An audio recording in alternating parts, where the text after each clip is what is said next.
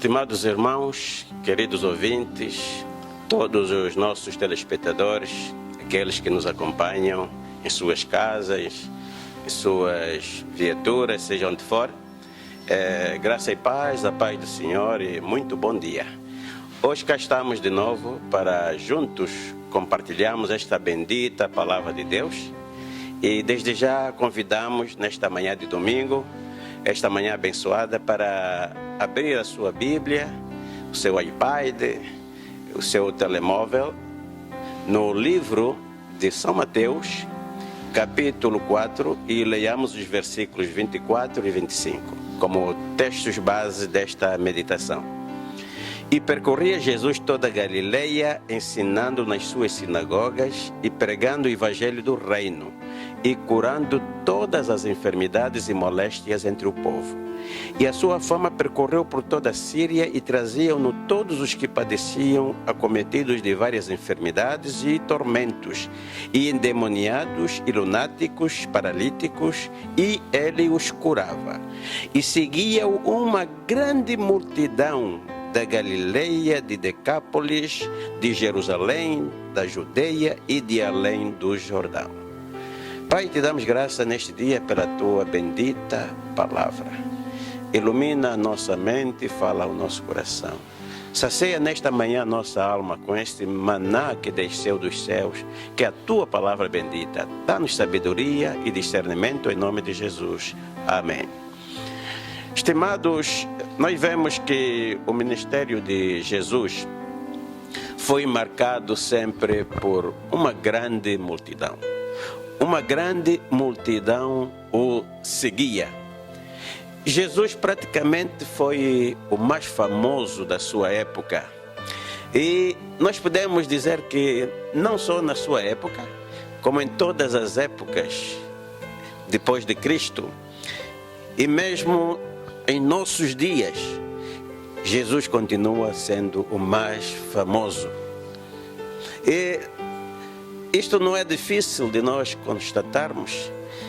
É só nós vermos nos dias normais, nos tempos normais, quantidade de gente que aflui aos templos, às igrejas.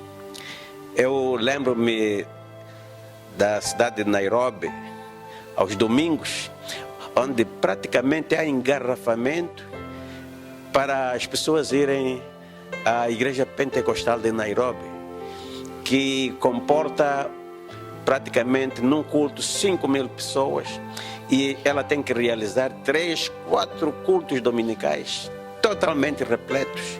Durante aquela afluência, um grande engarrafamento na cidade, pessoas que afluem àquele santuário, para não dizer de outros santuários idênticos.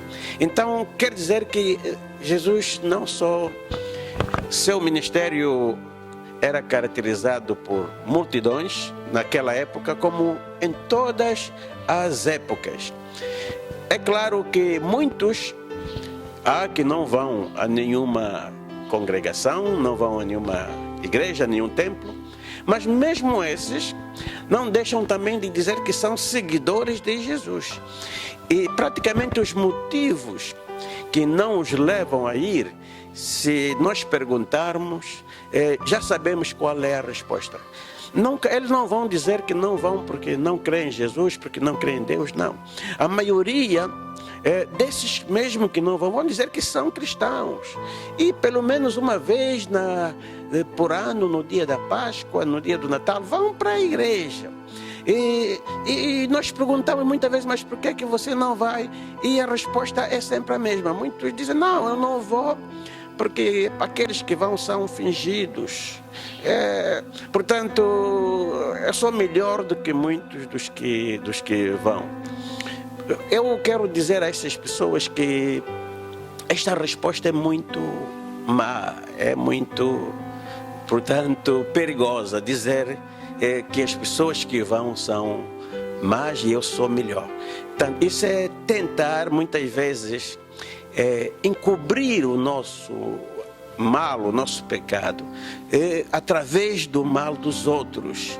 Isso é mal. Tentar expor o mal dos outros para encobrir os nossos defeitos. Que realmente há gente boa e gente má nas igrejas, isso é real. E a Bíblia própria também confirma isso quando diz que o trigo e o joio vão crescer juntos. E o Senhor disse para não separar. É só na colheita que ambos serão separados. Portanto, na igreja realmente tem boa gente, mas também tem gente ruim, gente péssima. Isso não nos impede de nós irmos. Isto é como aqueles presos, né? Ele está preso porque cometeu um crime, mas quando entra um outro preso, ele bate, querendo encobrir o seu pecado, mostrando que o pecado do outro é pior.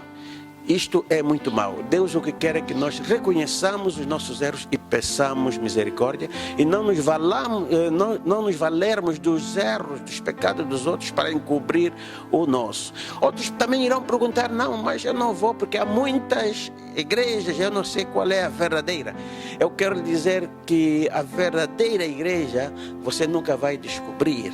Portanto, você nunca vai descobrir, nem lendo livros, nem frequentando esta e depois da manhã aquela, pulando de uma para outra, você vai descobrir a verdadeira, porque nenhuma é verdadeira. Verdadeiro é Jesus, verdadeiro é Deus. E você, a única coisa que tem é de todo o coração, buscando a verdade com todo o teu coração, uma motivação certa, e é o próprio Deus que vai te encaminhar à verdade. Você estando em Deus, você está na verdade. Você estando em Jesus, você está na verdade, porque Ele é o caminho, Ele é a verdade e Ele é a vida. Então, dizer que não vou porque não sei qual é a verdadeira também não é justificativo. Você tem que buscar a verdade, e quando você busca, Deus é a verdade e Ele é que te guia para a verdade. Também há uns que podem dizer, não, eu não vou porque Deus está em todo lugar. Então não tenho que ir para uma igreja para buscar Deus.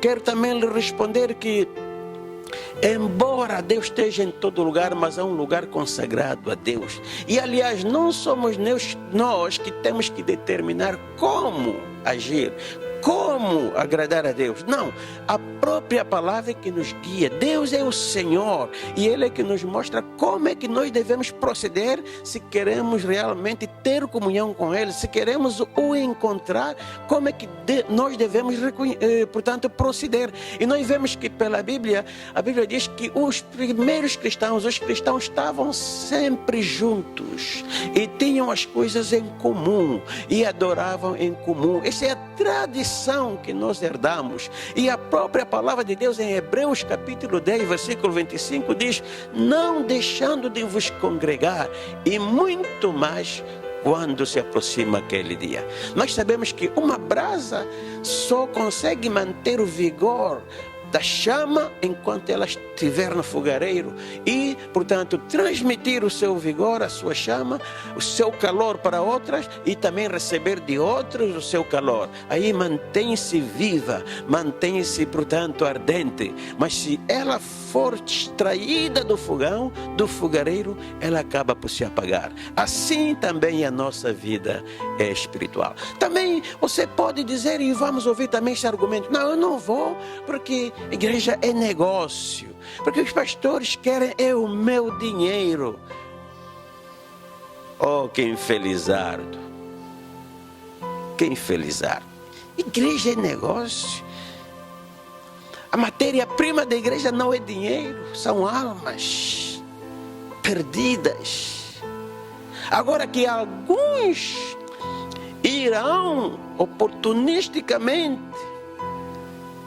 fazer negócio da fé alheia, isto a própria Bíblia confirma. E você pode ler em em 2 de Pedro capítulo 2, a partir do versículo 1 por diante. Você vai ver que isso foi sempre assim. A Bíblia diz, e farão de vós negócios com palavras fingidas, mas os que tal prática cometerem, diz, a condenação deles já está determinada. O juízo para eles já está determinado. Então, meu amigo, o verdadeiro e o falso, o bom e o mau, coexistem em todos os níveis de socialização. Em todos os níveis. Na medicina, médicos bons e maus. E aos piratas. Os professores há bons e maus, verdadeiros e piratas. Até nas autoridades há bons e maus. Em todos os níveis. Políticos há bons e maus. Na igreja também há o bom e o mau. Mas conotarem igreja com negócio, você está muito longe da realidade. Também pode dizer, não vou porque sou figura pública. Eu quero lhe dizer que Deus não conhece figura pública. Deus não tem figura pública. Deus só vê pecadores perdidos, miseráveis e que precisam da salvação. Glória a Deus. Pecadores destinados à perdição e que precisam de um Salvador. Por isso, Jesus disse que aquele que se envergonhar de mim, nesta geração corrupta e adúltera, eu também vou me envergonhar dele quando vier com meus santos anjos para implantar o meu reino. Glória a Deus. Você pode ver isso em Marcos capítulo 8, versículo 38.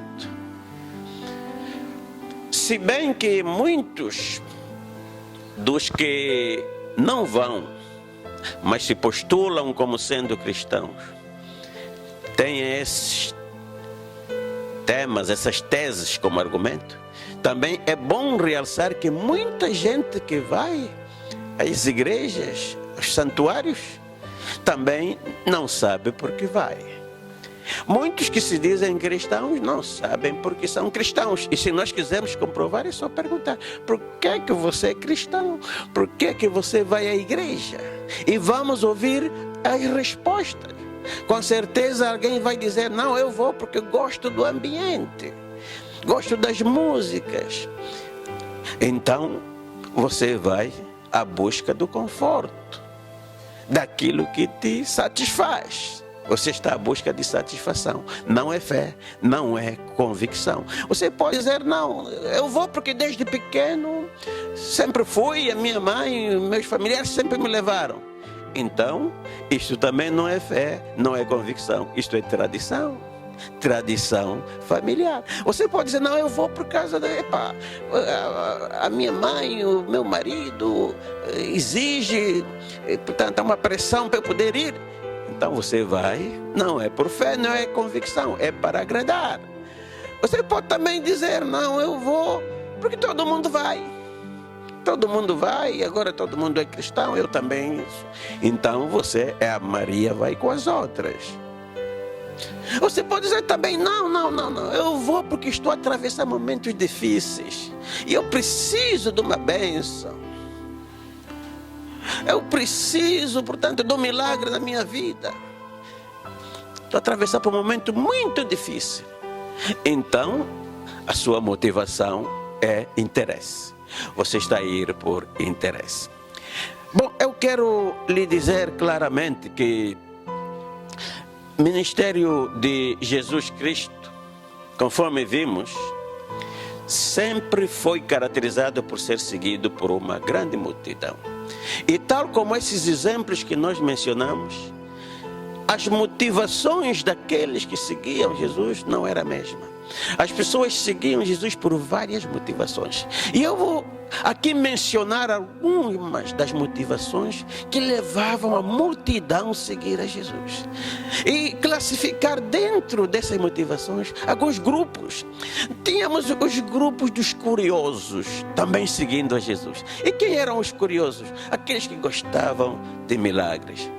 Gostavam sempre de novidades, de ouvir coisa nova, de atualizar a notícia. Olha, hoje fui, olha aí, houve um que não via e recebeu um milagre, começou a ver. Um que não falava, e havia um paralítico que saiu a andar. Portanto, eram os curiosos. E eu quero lhe dizer, você que é líder espiritual, pastor, cuidado com os curiosos. Cuidado com os milagreiros. Porque quando não haver milagre, eles vão abandonar Jesus. Por isso é que os líderes que lideram os milagreiros, os curiosos, quando não há milagre, quando Deus não opera milagres, têm que inventar milagre. Porque os curiosos só se mantêm vendo curiosidade, vendo milagres. Cuidado com os milagreiros. Também há um segundo grupo que seguia Jesus, que era o grupo dos maldosos. Seguiam não porque gostavam da sua oratória, da sua pregação. Seguiam para espionar-lhe, para ver se lhe apanhavam em alguma palavra para o acusarem. E nós podemos ver isso em Mateus capítulo 22, de 15 a 21. Vemos os fariseus enviando alguns agentes também para seguirem Jesus, para lhe apanharem em alguma palavra. E mesmo não apanhando em nenhuma palavra que Jesus falasse para o acusarem, eles armavam ciladas. E vemos que eles chamaram Jesus e disseram: olha, não há homem tão esclarecido, vemos que você realmente é de Deus, você mesmo, sim senhora, o que você fala é verdade, mas agora nós queremos fazer uma pergunta: é lícito pagar imposto a César? Portanto, César era o imperador romano que estava colonizando Israel. Israel naquela época era uma colônia e havia muitos que contestavam, que rebelavam contra a colonização. E muito mais, nós na nossa terra temos que pagar impostos ao colono. Então esses foram lá e disseram: é lícito, pensando que Jesus ia dizer: não, esses são colonos, não devemos pagar nada, aqui a terra é nossa, para irem acusar Jesus a César, aos romanos. Mas Jesus chamou-lhes de hipócritas. Hipócritas, mostrem-me a moeda com que vocês pagam o imposto. E eles trouxeram uma moeda e Jesus lhe disse: se fosse nos nossos dias, de quem é a foto? E quem é que assinou? É César. Então dai a César o que é de César, e dai a Deus o que é de Deus. Então esses também seguiam Jesus, os maldosos, os espiões, mas com má intenção. Tem o terceiro grupo, que era dos interesseiros. Para os interesseiros, Jesus é aquele que abençoa, Jesus é aquele que cura, Jesus é aquele que liberta, Jesus é aquele que tira dos problemas. Esse grupo era constituído por pessoas com problemas. Vou dar exemplo: os exonerados, os despromovidos, os que o negócio está a correr mal, o negócio está a pique, a vida está mal, vai de mal a pior, casamento em crise, desempregados. Este grupo também seguia Jesus, não por fé, não por devoção, mas porque tinham um interesse, desejavam um milagre, porque estavam a passar fome.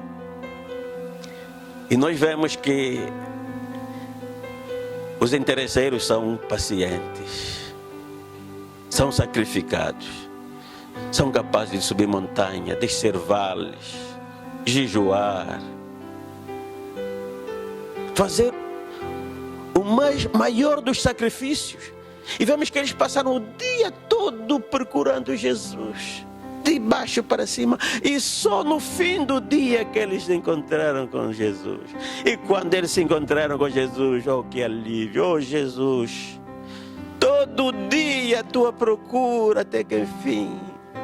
E eles pensaram que Jesus ia dizer: oh que amor, que sacrifício. Mas Jesus, olhando para eles, disse: não. Vocês me procuraram não pelo milagre que vocês viram, não pela fé, mas é porque vocês comeram e se saciaram. Agora Jesus dá-lhes uma palavra certa: lutai, não pelo pão que perece, mas por aquele que para a vida eterna permanece. Glória a Deus, aleluia. Eu quero dizer que não é mal você procurar Jesus por uma bênção, está a atravessar problemas difíceis, você está arrebentado no fundo do poço, não é mal. Veja o caso do filho pródigo. Esbanjou tudo, estava em ruína, comendo comida dos porcos.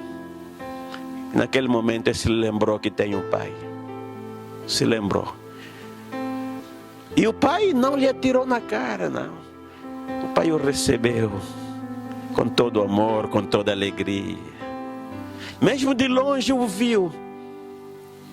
E quando ele quis justificar, o pai disse: não, vamos fazer festa, porque meu filho estava perdido e agora foi achado. E sacrificou o melhor dos cordeiros. Tanto Deus se alegra que o filho pródigo volte. Mas o mal é você vir por interesse e permanecer somente por interesse. O mal é você vir por interesse e quando receber, voltar novamente, esquecer-se novamente do Pai. O mal é você vir por interesse e, portanto, não receber e voltar. Porque há mais, coisa mais importante do que aquilo que você busca, que você acha que é a prioridade.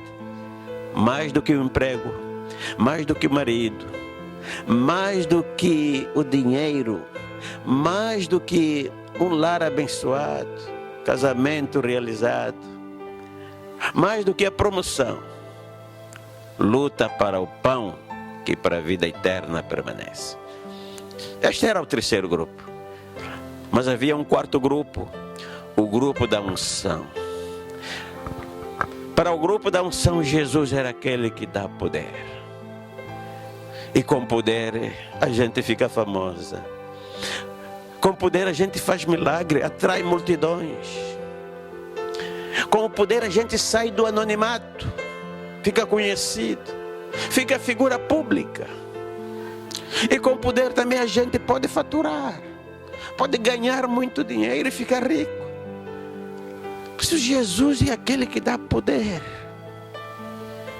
E esses viam a busca do poder, da unção.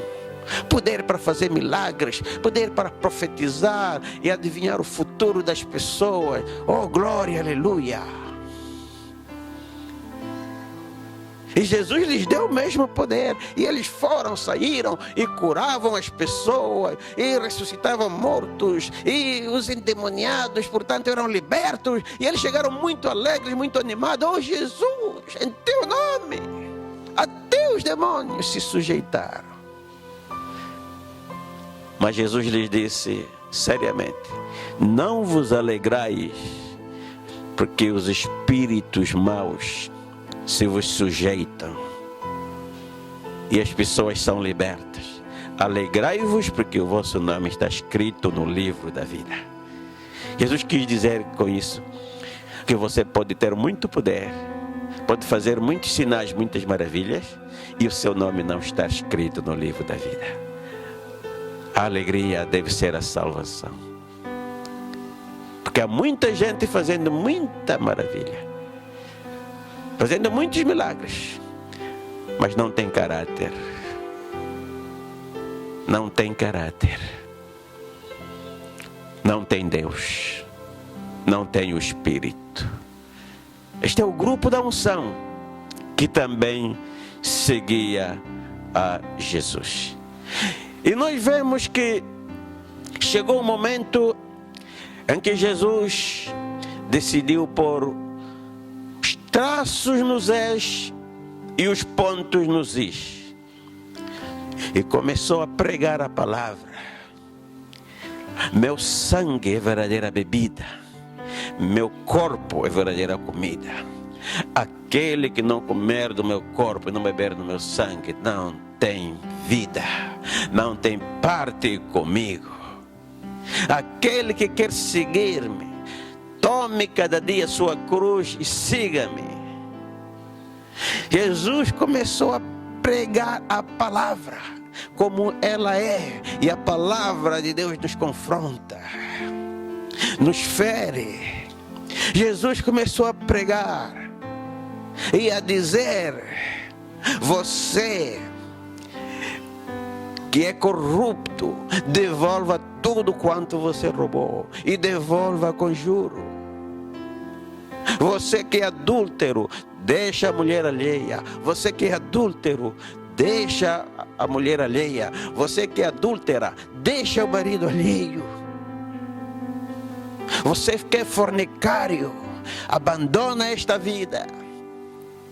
Você que é gatuno, deixa de roubar, trabalha. Você que vive da droga, do lucro da droga, abandona esta vida, porque você está condenado à perdição. E todos estavam na igreja, e todos estavam seguindo Jesus.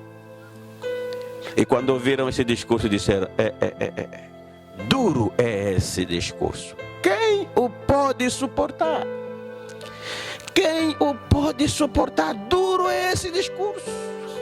E diz a palavra que a partir de agora, daí, a maioria já não lhe seguia.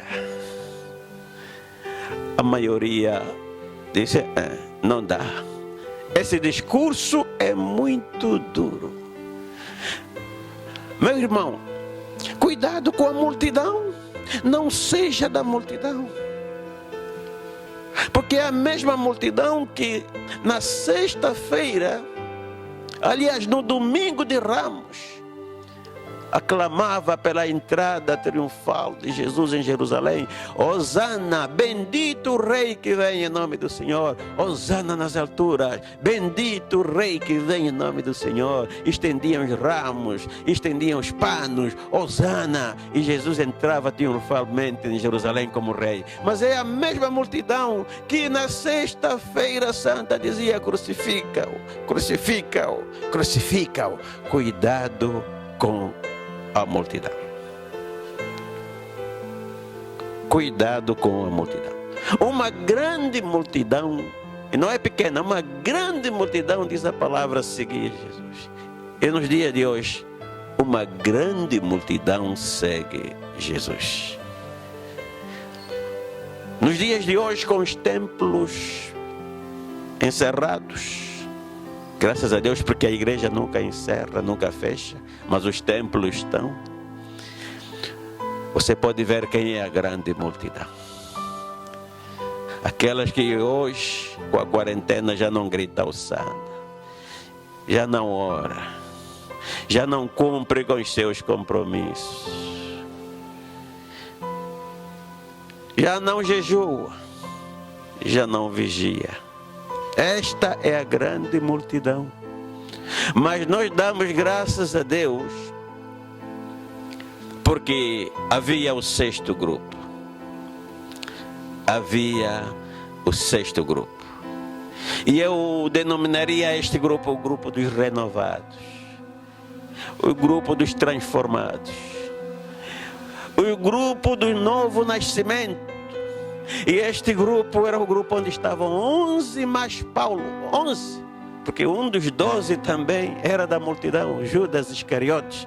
Mas estavam 11 mais Paulo. Estavam as duas Maria, Maria mãe de Jesus e Maria Madalena. É o grupo que pertencia também a Zaqueu e etc, e etc. Que quando a multidão abandonou Jesus, e Jesus não se preocupou com a multidão. Jesus não foi clamar à multidão: desculpem, vocês me interpretaram mal, não é isso que eu queria dizer, voltem. Não, não, não. Jesus respeita o nosso livre-arbítrio. Jesus virou-se para aqueles que ficaram e disse: vocês também não querem ir? E ali alguém levantou-se e disse: a quem iremos? Tu tens palavras de vida eterna. Glória a Deus, aleluia. Tu tens palavra. Nós não seguimos pelo que tu fazes, pelos milagres, pelas bênçãos, mas te seguimos pela palavra que ouvimos. Tu tens palavra e estas palavras são de vida eterna. Não dependemos das circunstâncias do momento, não. Dependemos das palavras. E tu és o único que tens palavra de vida eterna. A quem iremos? Quem iremos seguir? Se só tu tens palavra. E estas palavras são as que conduzem à vida eterna. Glória a Deus. Aleluia. Esse sexto grupo sabia por que seguia a Jesus. Tinha uma motivação certa. Se você perguntasse por que você segue a Jesus, a resposta não seria como aqueles que diziam: não, eu vou porque gosto do ambiente, não, eu vou porque é a tradição da família, desde pequeno eu ia, não, eu vou porque isso, porque aquilo. Não, eles sabiam por que seguiam Jesus. Eles sabiam: eu sigo a Jesus porque há um Deus e é impossível viver como se Ele não existisse. Sigo a Jesus porque há um Deus e não posso viver como se Ele não existisse. E eu vou para adorar, eu vou para agradecer os favores imerecidos. Nós falamos na quarta-feira, favores imerecidos que nós recebemos de Deus, dádivas infindas e mil motivos que nós temos para ser gratos por todas essas graças. Para adorar eu vou, para glorificar eu vou, para agradecer eu vou. Há um Deus e eu não posso viver ignorando como se não existisse, recebendo diariamente dos seus favores, da sua graça imerecida. Também eu vou porque amo a verdade, porque João capítulo 18 versículo 37 diz que todo aquele que é da verdade, disse Jesus, ouve a minha voz e me segue. Todo aquele que ama a verdade vai ouvir a voz de Jesus. E se você ama a verdade, você vai ouvir a voz dele e você vai lhe seguir. Por isso é que eu disse que a verdade não se procura nos livros, não se procura pulando de igreja a igreja, de santuário a santuário. Não é lendo a filosofia grega, a filosofia medieval, a filosofia asiática, não. A verdade encontra-se quando nós desejamos a verdade e buscamos de todo o coração. Diz a palavra de Deus, aquele que busca encontra. Nenhum filho pede ao pai pão e lhe dá pedra. Nenhum filho pede peixe e lhe dá uma cobra. Se vocês sabem dar boas coisas aos vossos filhos, quanto mais o Pai te dará quando você busca com uma motivação certa. Ninguém busca a verdade e encontra a mentira. Ninguém busca a verdade e Deus lhe dá a mentira. Só encontra a mentira aquele que não gosta da verdade, aquele que aborrece a verdade. Eles diziam: eu sigo Jesus porque eu amo a verdade. Em terceiro, iria dizer: eu sigo a Jesus porque eu experimentei o Evangelho na minha vida. Meu amigo, meu irmão, o Evangelho não é teoria, não é filosofia. Disse Paulo: não me envergonho do Evangelho porque ele é poder de Deus para salvar aquele que crê.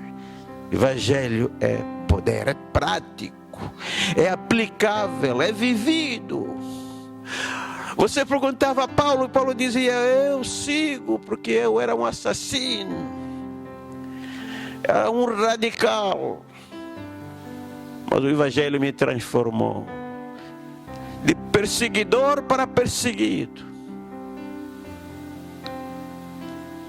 de nervoso para manso. Zaqueu ia te dizer: olha, eu sigo porque eu era corrupto, gatuno, desviava do erário público, sugava, Mas o Evangelho me transformou. Devolvi tudo quanto roubei e 4 vezes mais, com juro. E agora vivo do trabalho honesto. O Evangelho transformou a minha vida. É o único que transforma a natureza do homem. Nenhuma filosofia, nenhuma ideologia, nenhuma política transforma a natureza do homem. Ao exemplo de um cigano que deu muita dor de cabeça à polícia em Portugal. E a polícia já não sabia o que fazer daquele cigano. Saltava bancos, residências, roubava fortunas. Mas um dia, o comandante daquela esquadra ficou alarmado quando apareceu aquele cigano com uma pasta diplomática e disse: olha, chefe, apanhei isso num jardim, alguém foi lá divertir-se e esqueceu. Vim devolver. E o chefe, quando abriu, estava cheio de dólar. E o chefe disse: não, é impossível. Se antigamente era com tanto trabalho, nos deixe tanto trabalho, porque assaltavas, matavas, e agora apanhas e devolves. É impossível. E o cigano disse: é que agora já não sou o mesmo. Jesus transformou a minha vida. Eu sou uma outra criatura. É isso. E só o Evangelho pode fazer isso. Por isso o Evangelho não é teoria, é algo prático. E Zaqueu pode dizer: não é porque me falaram, não é porque me convenceram, é porque eu experimentei a mudança. Maria Madalena podia dizer: eu era prostituta. Por dia eram 5, 6 homens. Fiquei rica com isso. Mas eu, aquele dinheiro, aquela fortuna, comprei um perfume muito caro, que levava o salário de 1 ano. Parti, reputei aquele perfume por nada e despejei no corpo daquele que é mais importante do que todo o dinheiro, do que toda a riqueza. Derramei sobre o corpo dele, porque é grande a obra que ele fez na minha vida. Me libertou de 7 demônios que me levavam na má vida, na escravidão, que me tiraram o sentido de viver, embora tendo muito dinheiro. Mas a vida para mim estava destruída, não tinha sentido. Ele me libertou, ele me transformou. Agora já não sou mais prostituta, agora sou uma serva do Altíssimo. Não me contaram, não me convenceram, eu experimentei. Não me envergonho do Evangelho, disse Paulo, porque é poder de Deus para a salvação daquele que crê. Tal como Maria Madalena, como Zaqueu, como Paulo.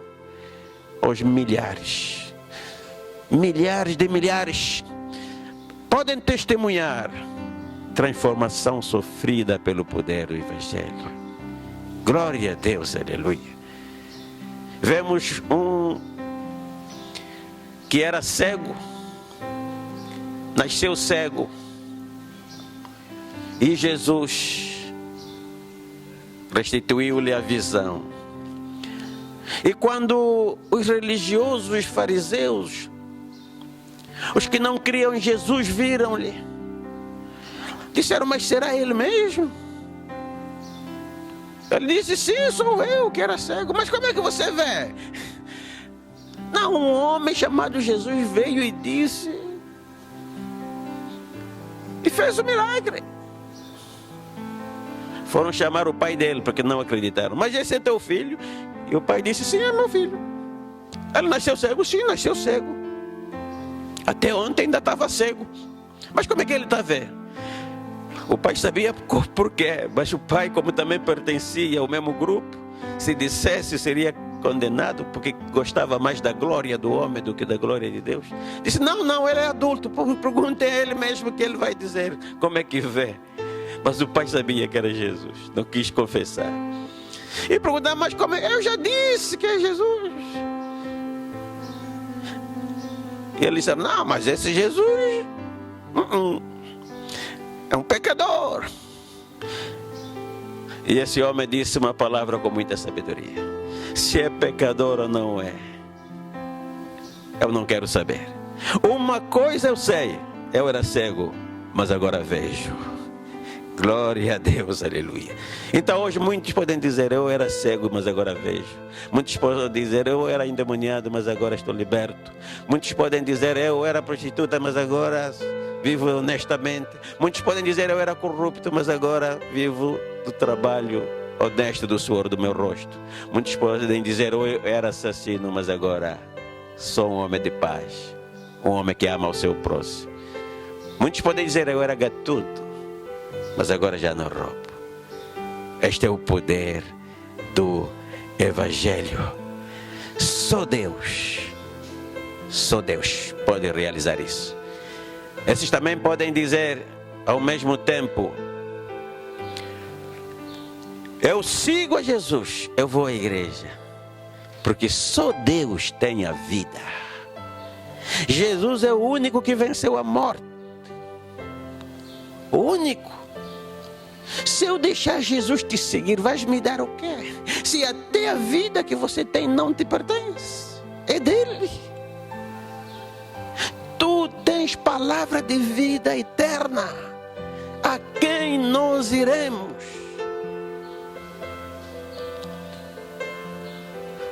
Não, se me seguires vou te dar um salário. Se me seguires vou te colocar naquele lugar. Você não tem nada.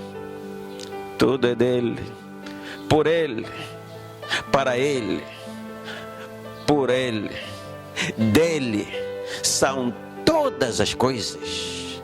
O diamante é dele, o petróleo é dele, o ouro é dele, o céu é dele, a terra é dele, você é dele, eu sou dele, tudo é dele. Então eu tenho que seguir a ele. Glória a Deus. Eu sigo a ele, porque tudo é dele. E ele tem vida para dar. Ele tem palavra de vida eterna. Prezados irmãos, Deus busca não a multidão, mas aqueles que o seguem por convicção. Aqueles que sabem por que são de Jesus. Por que vão à igreja.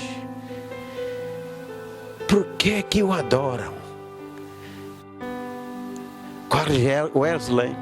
Wesley dizia, dá-me 100 homens que não amem nada senão a Deus e não temam nada senão o pecado, e eu abalarei o mundo. 100 homens convictos. Deus está à busca da convicção. O Espírito de Deus busca os verdadeiros adoradores, aqueles que o adoram em espírito e em verdade.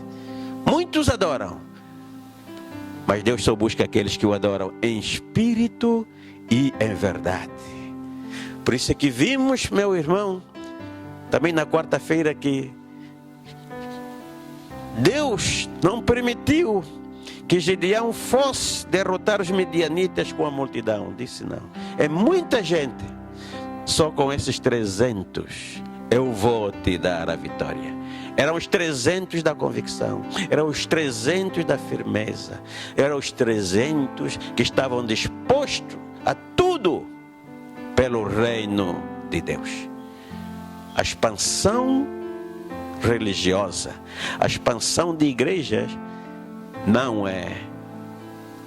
Aliás, a proliferação de igreja, a proliferação religiosa não significa a expansão do reino de Deus. A expansão do reino de Deus acontece quando vidas são transformadas. Quando vidas são transformadas, quando há novo nascimento, quando há pessoas prontas até a morrer por causa do Evangelho, quando há pessoas que não dependem das circunstâncias, a sua fé não é abalada. A sua fé não é abalada por causa das circunstâncias. Haja sol ou haja nuvem, haja calor ou haja frio, haja paz ou haja guerra, haja perseguição ou haja reconciliação, não negam a cruz. Glória a Deus, aleluia. Eu quero, neste dia, pedir que você reflita. A que grupo você pertence? Você pertence à multidão? À grande multidão que seguia Jesus? Ou você pertence ao grupo daqueles que realmente seguiam a Jesus, porque Ele tem palavras de vida eterna? Vamos inclinar nossa cabeça neste dia. Eu vou orar para você, para que a tua motivação mude. Você que tem visto Jesus como aquele que multiplica o pão, você que tem visto Jesus como aquele que abençoa, tem visto Jesus como aquele que dá unção, a unção que traz fama, a unção que faz sair do anonimato, a unção que faz faturar e ficar rico. Você vê Jesus como aquele que faz milagres. Segue a Jesus por curiosidade. Que neste dia a tua motivação mude e você começa a ver Jesus como aquele que tem palavra da vida eterna, e a tua vida seja transformada para uma nova criatura. Aquele que não nascer de novo, disse Jesus, não pode entrar no reino de Deus. Feche os seus olhos e oremos.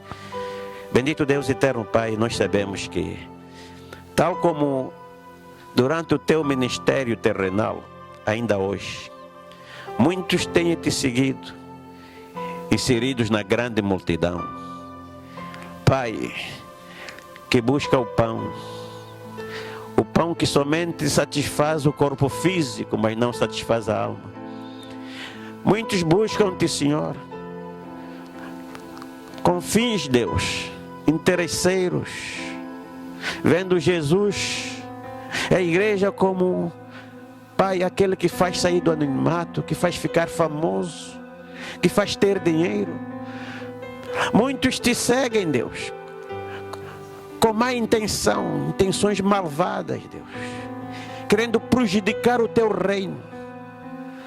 Mas em nome de Jesus, tal como Jesus na cruz orou para aqueles seus detratores, nós também nesta manhã oramos.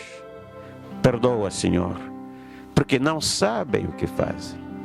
Transforma essas vidas, muda as suas motivações, que eles possam a partir de hoje, Deus, seguir-te realmente, porque Tu és o que tem a palavra da vida eterna.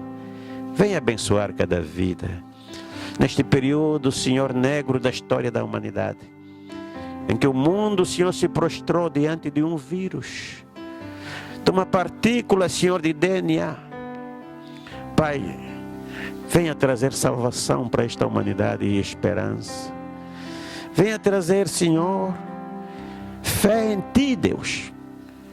Que eles, a partir desta experiência, toda a humanidade possa entender que não é a ciência que nos salva, não é o conhecimento humano, não é a força das armas, não são as armas nucleares, que a salvação está no Deus que fez os céus e a terra.